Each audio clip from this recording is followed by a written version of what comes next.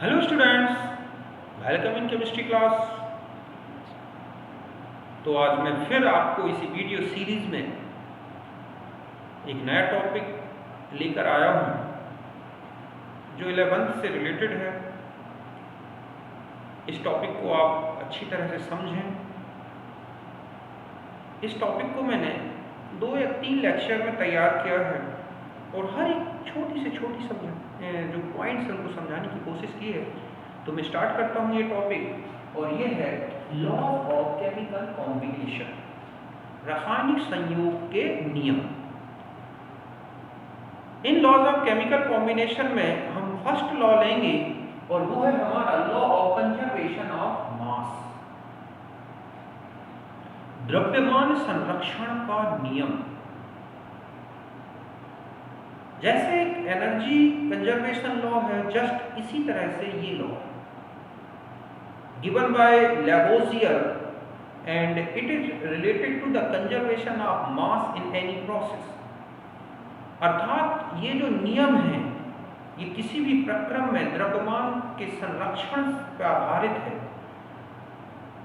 इस लॉ में ये बोला गया कि मैटर और मास can neither be created or not destroyed, means total mass of product always equals to total mass of reactants in physical process or chemical process or any other process। अर्थात किसी भी प्रक्रम में हम ना तो द्रव्य अर्थात द्रव्यमान हो या द्रव्य को बना सकते हैं और ना ही नष्ट कर सकते हैं। अगर कोई भी भौतिक रासायनिक प्रक्रम चलता है तो उत्पादों का कुल द्रव्यमान अभिकारकों के कुल द्रव्यमान के बराबर होगा। इस तरह से यही है लॉ कंजर्वेशन ऑफ मास। हम एक एग्जांपल से समझते हैं। पहले हमने ये लिखा है, हमने physical and chemical change, matter can neither be created not destroyed means total mass of product is equals to total mass of reactant. किसी भी भौतिक रासायनिक प्रक्रम में द्रव्य ना तो उत्पन्न होता है और ना ही नष्ट होता है, अर्थात उत्पादों का कुल द्रव्यमान अभिकारकों के कुल द्रव्यमान के बराबर होगा। सपोज ये मान कि A प्लस D मिलकर C प्लस D बन रहे हैं। इनका मास है W1 और ये क्या है W2। तो W1 equals to W2 means delta W, अर्थात मास डिफेक्ट, द्रव्यमान की जो क्षति है दोनों के अंतर के बराबर, वो क्या होगी? 0।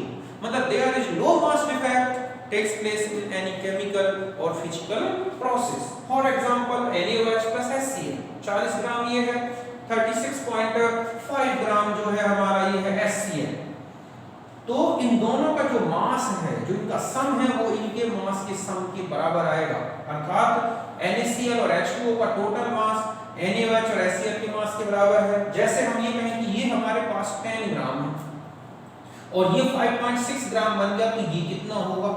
तो सीधा सा है कि WCO2 हमें निकालना है, तो हम CaCO3 में से CO माइनस कर दें तो हमारा मास आ जाएगा। क्यों? क्योंकि इसका मास और इनका मास दोनों बराबर होंगे। तो समझ गए ना कि कंजर्वेशन ऑफ मास में कहा गया है कि total mass of product always equals to the total mass of reactant in physical and chemical process. There is no mass defect takes place in simple chemical and physical process. अर्थात द्रव्यमान जो है नष्ट नहीं होता है, उत्पादों का कुल द्रव्यमान अभिकारकों के कुल द्रव्यमान के बराबर है। तो पहले आप इसे नोट करें, फिर मैं आपको लिमिटेशन बताता हूं। तो मैंने आपको अभी लॉ ऑफ कंजर्वेशन ऑफ मास बताया, उसके एग्जांपल बताया। मैं एक लिमिटेशन बता दूं इस लॉ का कि this law not valid for nuclear fusion, nuclear fission, because some mass defects takes place during the process which is converted into equivalent energy। नाभिकीय विखंडन, नाभिकीय संलयन में ये नियम लागू नहीं होता।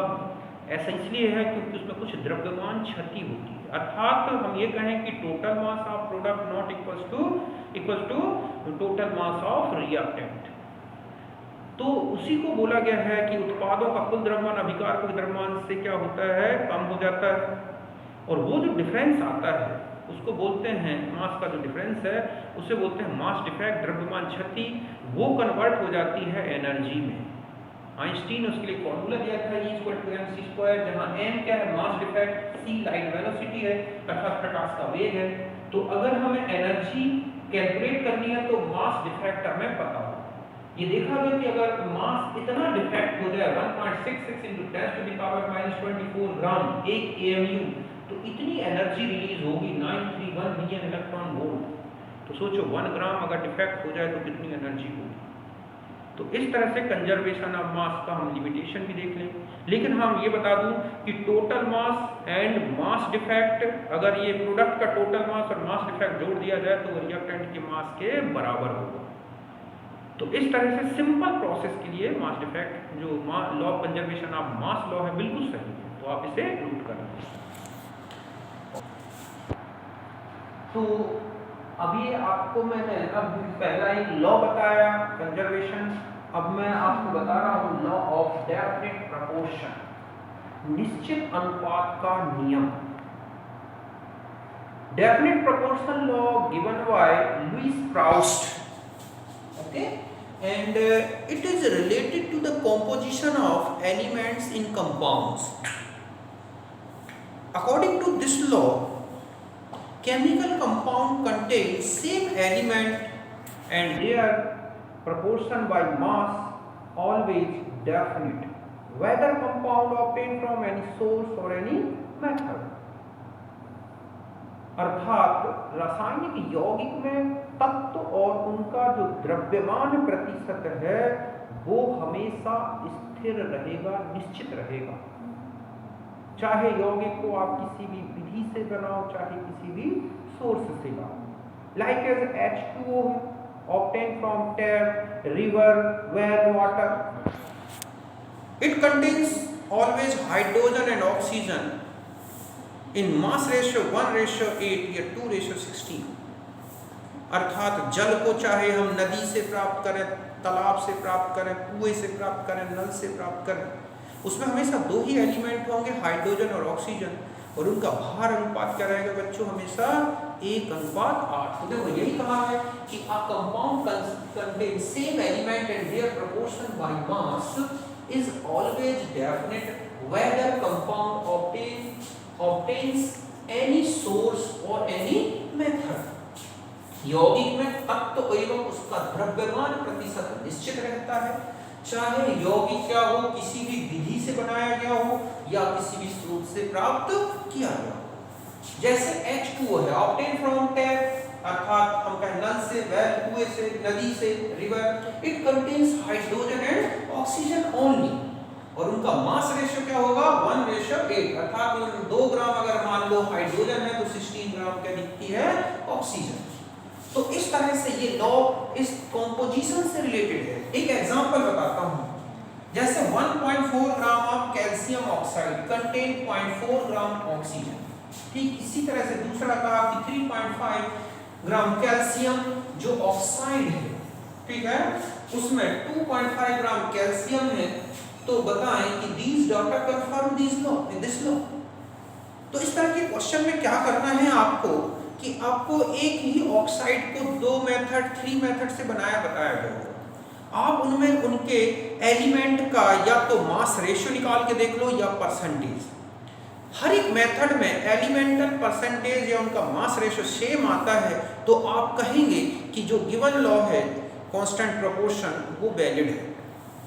जैसे सबसे पहले क्या करोगे आप कि आपने निकाल लिया टोटल ऑक्साइड कितना है 1.4, मतलब है कि आपको कोई भी मेथड दी गई हो, 2 मेथड 3 मेथड, एक ही कंपाउंड की प्रोसेस बनाने की, उनमें एलिमेंटल परसेंटेज निकालो, वो परसेंटेज सेम आता है या उनका मास परसेंटेज सेम आता है या उनका मास रेशियो सेम आता है, तो समझ जाओ कि वो किसको कंफर्म कर रहे हैं, कांस्टेंट प्रोपोर्शन लॉ को। जैसे कि 1.4 ग्राम कैल्शियम ऑक्साइड था, उसमें ऑक्सीजन 0.4 ग्राम है, तो मेटल कितना हो गया 1 ग्राम। अगर आप इनका रेशियो देखें कैल्शियम और ऑक्सीजन का, तो 1 ग्राम है तो 0.4, ये 2.5 या 1 से डिवाइड कर दो, आपको 0.4 को 0.4 से इसको डिवाइड करोगे तो ये आएगा या 5:2।